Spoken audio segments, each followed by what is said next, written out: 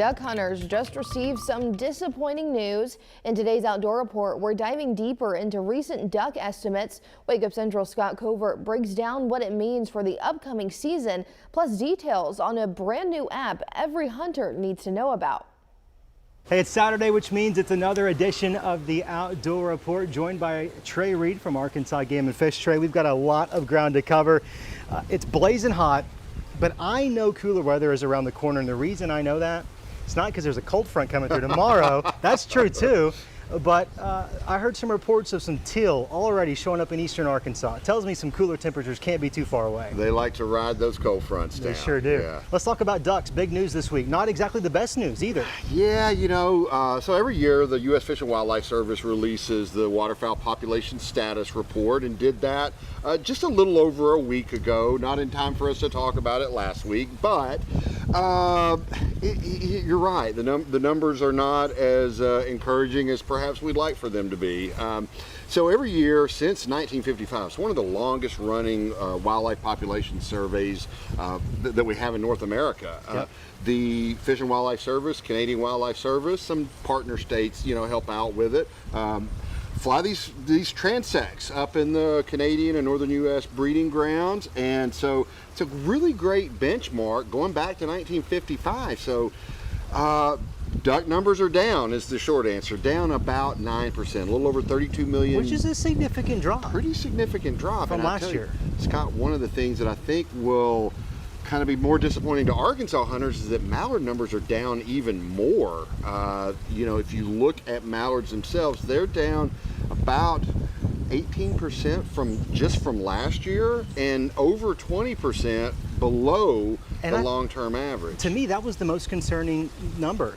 A year-to-year drop, that's one thing. You can explain that with weather and climate and other variables, but for a long-term average drop of that much? It is, and really here's what it all boils down to. It's how wet it is on the prairies. If it's wet up there, it's going to produce more ducks. And, you know, I was a little bit surprised because there was a lot of snow in the northern U.S. and in Canada last year.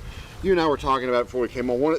There's all these different factors that come into play, like the frost seal, like the timing of the freezing, yep. and when that snow melts, and there was snow and it melted, but it kind of just saturated into the ground or ran off. Because in the years leading up to when this survey was done, there was a significant drought.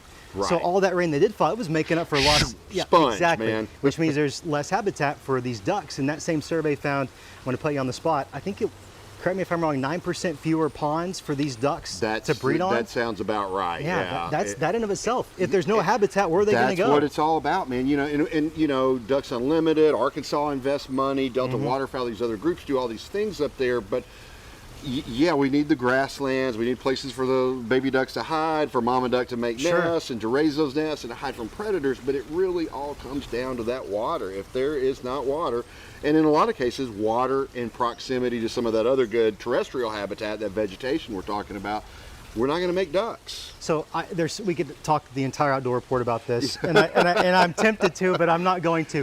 One final thought on this. The reason these numbers are important, it's not so we can gauge whether or not we're going to have a good season. The regulations your agency puts out, the framework in which we harvest these ducks is based around these numbers. Yeah, it is. And now, you know, we've gone to a system where we're looking at these numbers will impact season dates next year and the following year. I mean, we're still counting every year, but we're on basically a 2-year cycle with waterfowl now. And again, I'm glad you pointed that out, Scott, because just because numbers are down doesn't mean that we're going to have a poor duck season here. No. If it gets super cold and it gets wet here, we can still have a fantastic duck season. So I mean, I don't want to be gloom and doom, but really it is important that we focus attention on what happens up there on the prairies. Has a huge impact on what we see in December and January down here in Arkansas. Always looking to the north for a cold front. Okay, brand new hunting licensing system coming out of Game and Fish, and you've got some really important messaging. We've got about a minute left. What do we need to know? I'll make it short and sweet. We have gone to a new licensing system, made the switch on Wednesday of this week. Hopefully it's going to be a much better customer experience. Like if you go on there, it's not going to let you buy things you don't need to buy, you know, and that sort of thing.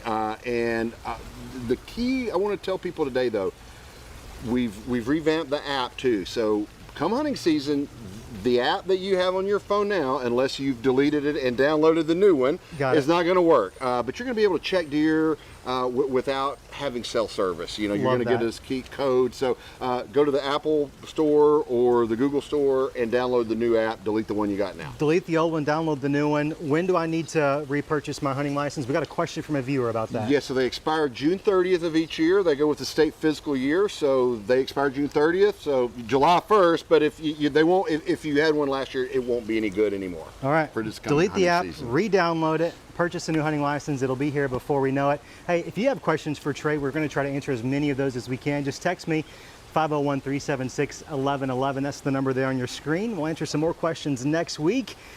Hopefully the next time you and I hang out, it's a little bit cooler. Yeah, I know we're out of time, but I was going to ask you, when's it going to cool off? That's my question. Hey, I think we're about 24 hours away from at least some normal heat. I'll take it.